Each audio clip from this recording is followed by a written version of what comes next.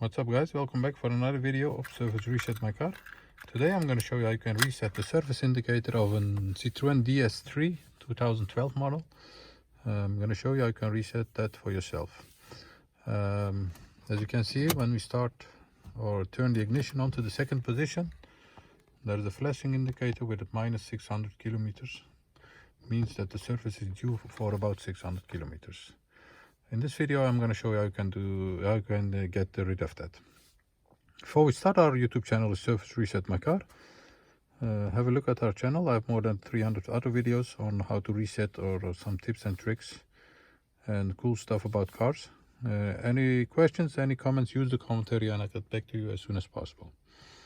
As you know of me, I'll be showing how the reset method twice for this car, so you don't have to rewind the video. You can look further till the end and see how I did it and how it will work for you as well. Okay, first of all, turn the ignition off. Then we have two buttons over here. The trick is to press this button, keep pressing that, turn the ignition on to the second position. And as you can see, there is a timer from 10 to 0. Once it reaches 0, you can let go this button over here, turn off the ignition. Let's have a look, let's have a check. And as you can see, minus 600 doesn't appear anymore, so it has been reset.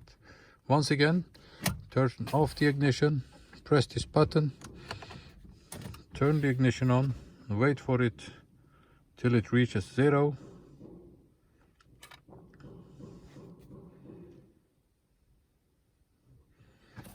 Let go, turn off the ignition for the check, and as you can see, the indicator doesn't appear anymore. Thanks for watching. I hope this worked for you as well as it worked for me, and hope to see you next time with another video. Take care, bye bye.